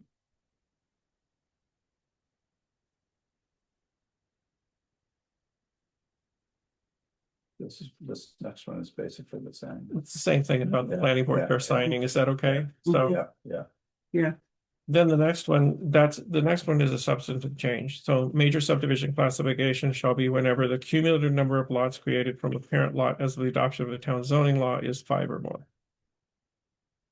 So this would just mean that we wouldn't have the 5-year look back, which requires the zoning officer, to keep track of that time. It means that we're committed to the principles of conservation subdivision. So that as soon as lots are being subdivided, we should be thinking in terms of the eventuality, if there are 5 or more subdivisions, then you want to be applying the principles of a conservation subdivision design. So, But we wouldn't have the look backs anymore to say you've already Right. divided it by. You've already divided it twice or 3 times, can't remember what we. it would just be whenever you get to 5, that Okay. then it kicks in. And to me, that I like that because it does away with people playing out the clock or segmentation. I agree with that. And if we're committed to that, it seems like, that's the way to go. Yeah. And administratively, you don't have to keep, okay, when did they last subdivide and keep I mean, it's the- hard enough- Who owned it? When did it start? Yeah. it's hard Yeah. enough keeping track of the number of subdivisions, I think, and then It to is. also keep track of the time period. Yeah. It's like, oh my God. So, I'm in favor. So I Yeah. really like that. Yeah, I'm in favor of that. So, okay. I hate to do this, want to back up the 75-foot road frontage requirements for new lots. Is that backing up? Did we do that already? We haven't talked about it We yet. talked about that. Oh, okay, I got, sorry. That's, I that jumped would be in ahead the now. zoning law. That's Yeah. what, That's the zoning Subdivision law. review law. That's it. That's Oh, here, I see what you mean. on the bottom. Yep, we haven't gotten there yet. So the next one is very ministerial, but for lot line adjustments, section 204, add that lot line adjustment applications shall include contact information and signatures for owners and or Mhm. representatives of all affected lots. this is reasonable. Yeah. I think it makes sense to me. Oh, yeah, which we currently don't have, and it's Hmm. weird. No, Well, Yes. yeah, Yeah, I would think, okay. okay. Now we're, the 75 road front. Okay, so I can't remember how I came up. I was like, yeah, I saw that. so that Two places. I found that There as- one currently? The Um, 20 I thought the zoning says. no, 20. we don't have one, so I wanted one. So I looked this up as sort of a reasonable number. And so I'm throwing it out there for consideration and we can modify it with more information. I haven't run it by Nan or anybody, and I think that might be worthwhile. Yeah, that would run it by. Some of the driveways, though, like, say, you've got a house here, and then they sell behind the house and a strip, like Yep. just 25 feet up. The flagpole. Yeah, Yeah, a flagpole. there are quite Yeah. a few of those in this town. Yes, there are. And so that would get rid of that or make it a very wide pole, right? 75 feet. So. How far versus- back would you? Like 75 feet at the road, but then can it come back to 20 at some distance? If it was a triangle or something. Well, the flagpole, does the whole flagpole have to be 75 feet or just the part that's at the road? I'm thinking of my house, I have a flagpole and if they did 60 feet.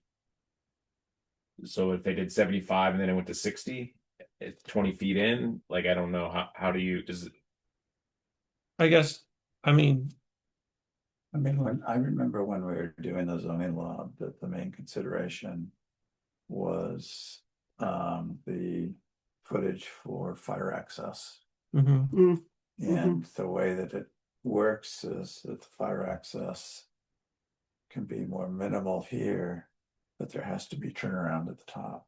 Mm, I mean, there's a property near me that I looked into this very concretely Mm. a long time ago. mhm. But that's how the zoning commission mhm.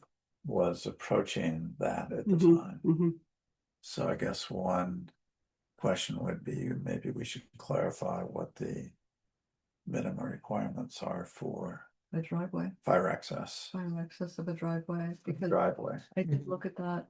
I was looking at my driveway and it's definitely not up to, Because I think Right, what the 75 feet state is wants. much larger. I forget, I mean, we did address it though, right? Is Yeah. it in here? Or- Well. We don't have I a can't road remember. frontage. Something so. We don't have a minimum The road road frontage frontage. for lots. I mean, they also I wanted don't a think- driveway for 2 fire trucks to pass each other. I mean, they want it wide enough. There so that, is like, in the there's, conservation subdivision, Okay, and it's like 25 feet. That's right, that's right. okay, Yeah, I thought there was some issue, that's right. something about the fire trucks. And that been was, addressed. that would have been it. Yeah, okay. I would, sorry, I just Yeah. wanted to say, I would pay attention to the language also because it's specifying road frontage, not lot size. So the Mhm. 75 feet of road frontage in my mind is at the road, Yeah, not Exactly.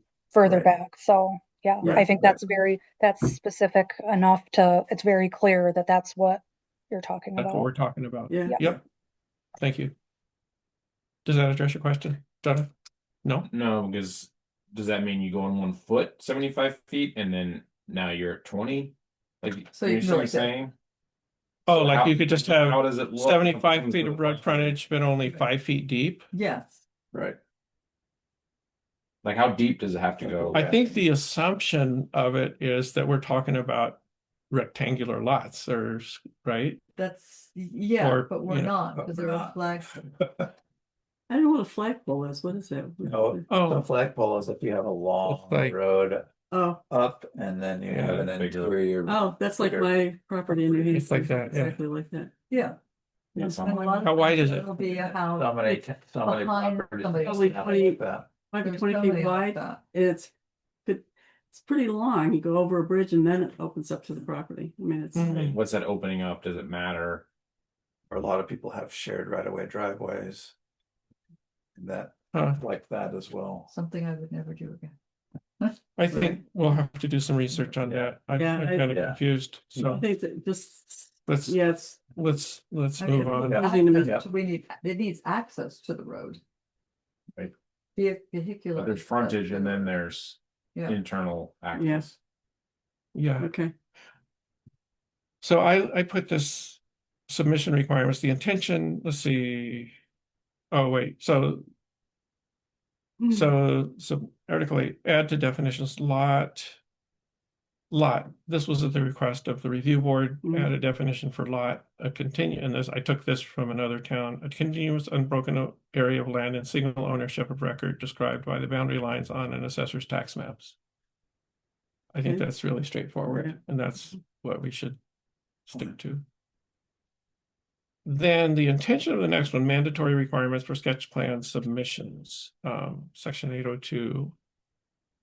So, and what I was hoping to do here is just get something that's really clear for the applicants, so that they can just submit this to Bob and Mhm. um.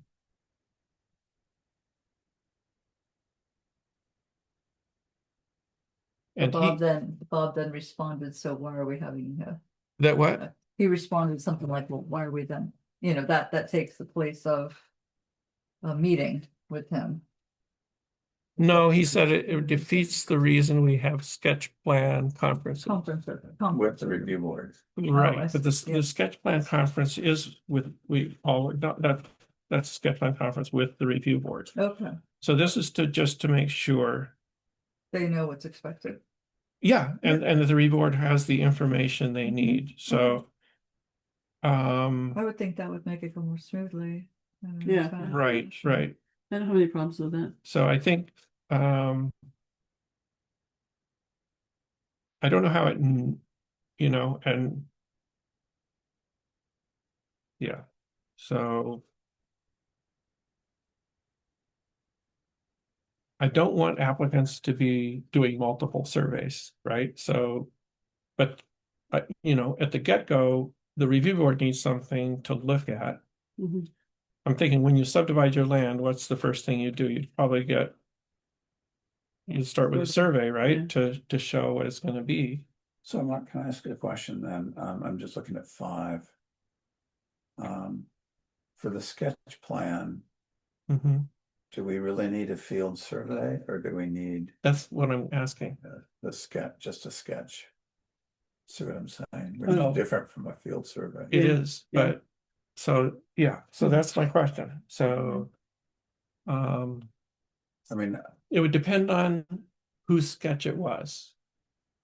Right? It would Well- depend on what the sketch looked like, right? but Some the- sketch, yeah, but the review board could then say, this sketch, we can't work with this sketch, so now we're gonna ask you to get the survey. Mhm. But usually they'd probably be able to do that with the tax map or with a something. tax map or something, Mhm. just for the purpose of the sketch plan review. Hmm. Yeah, Before no, moving to the more formal process. right, right. No, that's what I was wondering about too. Yeah. So, I think basically what you're asking is that they provide some kind of a sketch. what was, yeah, just so the review board has the information they need to, Right. yeah. But So, that's probably different than a survey. I mean, when we have a field survey, that's gonna The cost, right? imply a Yeah. survey. What's the cost? and at some point, they're gonna bear that cost, right? They will at some point, if they proceed. Ah, Yeah, I okay, see the point. So they may, for some reason, submit the stuff and then decide not to proceed with it, and then The they, review board could Yeah. discourage them. from yeah, proceeding. and so they've spent $500 or whatever it costs to get a survey. Maybe for that's what nothing. Bob was mentioning, Yeah. in I his think email. so. that he Yeah. thought it was a little too much, things like surveys. Hmm. But I don't know, he could have been more clear, he was saying. Yeah. Yeah, It does make more sense, like to have something more simple that's not a professional. Do you want to get a specific? Do you want to say like a sketch from the tax map? That's a good Mm. idea, but that's not the only way to do it. right. Maybe you could say, I don't know, A sketch based on the tax map or or something.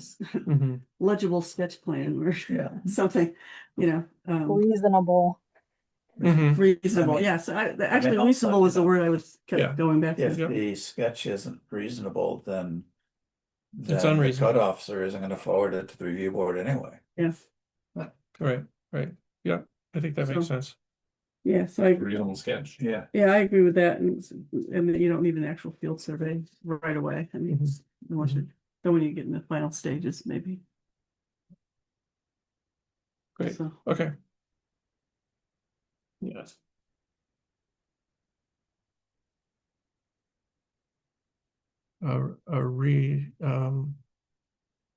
Reasonably accurate, that's good. what are we gonna call it? A reasonably accurate sketch, Sketch plan, sketch. Of all new property lines. yeah. Yeah. Good. Uh, Just replacing field survey. You can almost say field sketch, So if we do that, reasonable field sketch. yeah, a reasonably accurate fields, what? Field Fields? sketch. You could keep field, just taking out survey. Yeah. Mhm. Oh, okay. That makes sense.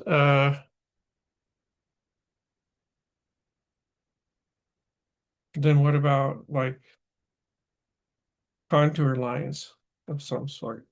Well, that's another, 'Cause the wouldn't time issue, like if someone doesn't know how to do contour lines. It's pretty easy to do, you can do like, there's like Google Maps and things that are pretty simple, but Mhm. it could be a cost, like if someone doesn't know how to do it.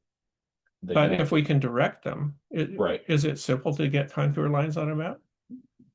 I don't, but is Bob responsible for helping guide someone through that? The Like, who- applicants are responsible. I mean, he can advise them and, I mean, let me just ask a philosophical. So for the sketch plan, Mhm, for sketch plan meeting, mhm, which is like an introductory meeting, to see how it's gonna work, Projects. right? Would contour lines be necessary? I don't I mean, understand. I I don't, could imagine the review board saying, for your application, Mhm. yeah, we need contour lines. Right. but for the initial thing, For your survey, yeah, okay. for the initial Well- thing, I don't think they're necessary, but. Step back a minute, so I'm new to some of this stuff, so sketch plan, what ultimately the purpose, is it for Bob? Is it? It's who's for the it review for? board, Okay. So I can see a case where Yeah. the contour lines, if they're significant, like a cliff, yeah, then that's if what, Bob sees that, and be that's right. like, we can't go forward, sorry. right, or the review board. Yeah, Well, the review board is gonna see contour lines. Not necessarily. no, not so as the presented sketch to them. plan conference is with the review It board. is with the review board. Yeah. Okay. Yeah, so they're the ones that would evaluate it. So I agree. that's my question is, Yeah. if they're having a sketch plan conference, how are they gonna know what the slopes are? Yeah, you're right. You can't Okay. it looks flat. Yeah. And if you, unless you know the area, Yeah. you're not. Most gonna know. paper looks flat, yeah. Well, right, that's why there should be. contour lines. But if like you Okay. can go to your Gmail or something and, Google Maps and create, it probably is pretty easy. But All right, I'll go with Is that- keeping the contour lines in. yeah, okay, of some kind of contour information. So. Yeah. Yeah, So it's a responsibility of the applicant, like the review board is not gonna have done any research prior, or Bob's not gonna have done any research prior. The only way that the review board would know is if the applicant brings, It's not Bob's job to do research for. Yeah, I don't think Right. it's in nor for the, like, it's curious to me then that Bob says. Why it defeats the reason to have sketch plan conferences, because that makes me feel like he is already looking at contour lines. I think he's saying that. Let's see, why do I think he's saying that? What are the additional requirements he's referring to? Well, yeah, so they're not additional. These are in the current law. Yeah. So, but I think he's saying, and we've agreed, like for the example of a survey, we want to have a sketch plan conference so that we can decide whether we need to go down that road to have a survey. Yeah. So I think that's all. But these things all came out of our zoning law. So I think, or our subdivision law. I mean, I guess, maybe this is what you said, what I'm not clear on it, does his comment refer to these 7 things above? I Or think what so. does, okay, that's. In which case, I think we're changing the field survey, and I think it's okay to include the contour line Yeah. requirement. Yeah. So, Yeah, I disagree with him. That Okay. it's defeating the reason. but you agree with me on this? What about where did the 5-foot interval come from? That was like, if you look in the current subdivision law, it says 2 foot, 5 foot, or whatever. I just chose the middle one to be That seems pretty tight. a modest one. Yeah. Well, there's also 2 foot, so that's really tight. So Hmm, at any rate, Okay, On a smaller lot, 5 foot would be more informative. On a bigger lot, the larger lines would be more informative. and I So- think what it says, like, for a major subdivision or, or when there's a building project, to have finer lines at the building site to see what the terrain is like. So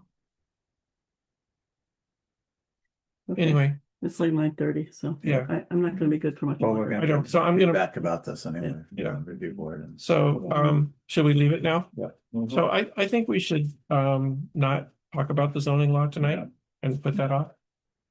So Yeah. that leads to my next question, which was on my mind earlier. You might have detected that, whether we wanted to schedule a special meeting No, before the end of August to do that oh, or not That's for this conversation. for for the, the zoning. zoning. We could Yeah, could follow up on some of these thoughts and work on the zoning things.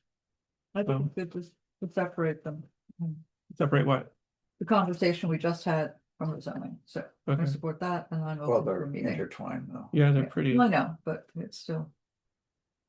Anyway. So a good. special meeting is what So- you're asking. That's what, just because we're not going to have the agenda meeting in September. Right, But if we, I'm not gonna be able to be at the September 17th meeting. Right. But that doesn't matter.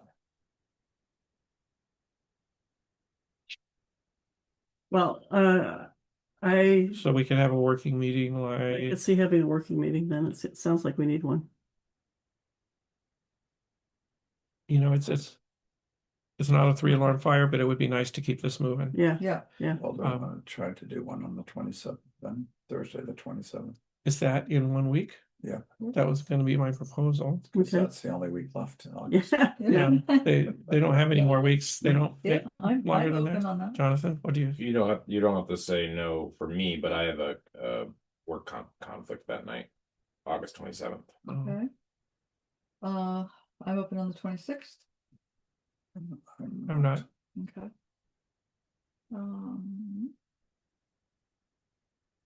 24th? You have a work conference all night on Thursday? Well, I mean, I'm done by 7:30, but that pushes it pretty late. Anyway, I'm available on the 20th. I'm available that week. That's next week. Yeah, I'm afraid I'm only available the 27th. I was gonna go away next That week, but I, because of previous plans. I mean, also you guys can start. Say if you start at 7, I just come a little late, Or we can start at 7:30. Why don't we do that? Start at 7:30. right? 7:30? okay, So offer resolution for a special meeting to continue discussion of the zoning and maybe subdivision law revisions Mhm. on August 27th, beginning at 7:30, okay. Where? or should we make it at 8 so it's after the library is closed? Or we could start it. Any- I thought Is that 7:30 too was late? fine. What's I that? mean, I mean, I still will be late because I'm it's getting not done a at meeting, 7:30. I But don't think we're bothering anybody here particularly. Yeah, Yeah. we weren't tonight. Yeah, 7:45. Yeah, let's do half hours. Either let's do 7:30. 7:30, we could start. Let's stick with 7:30. Yeah, Okay. Okay. we can all check, we can read this ahead of time and. Yeah. And, if you have thoughts or information, shoot them around. So good. Okay. So that's Yeah. my Yeah, get a resolution. second. Yeah. Do I have a second on that? I'll second it. By Kate? Any further discussion? All in favor? Aye. Aye. Opposed? Great. Thank you all. It is gonna be tough for us to do the zoning revisions and the budget and. Yeah, that's, I'm double. kind of worried It's about it. gonna get thick. That's, Yeah. If yeah. if we don't Hey, get this Jesse, going, we're not gonna um, get it done. Is that okay with you? The special meeting we just called? I don't know yet. I'll Okay. try to work something out with Velvet. Okay. Or Velvet could maybe cover, you think? I'll have to check with her. Yeah. Okay. Great. Thank you. It's gonna be- All right. My Thursdays this fall are really whacked out. But I was always worried about that, but We still have to approve the minutes. Yeah. well, we have to do Let's vouchers. And we have to do that too. Yeah. Get that done. So Okay. let's do that. So, did anybody have any comments on the minutes of August 6th? Thank you. Nope. Thank you. Thank you. Thank you. Good, Jesse. Thank you. I will offer a transfer resolution. From 2,500 from contingency to legal, 7,600 from DA 5142.1 snow removal personnel services to highway general repairs personnel services, DA 5110.1. $20 from snow removal personnel services to highway general repairs overtime, and 3,600 from highway general repairs contractual to highway fuel contractual. Do you have a second? Second. Second by Kate. Any further discussion? All in favor? I, Aye. Opposed?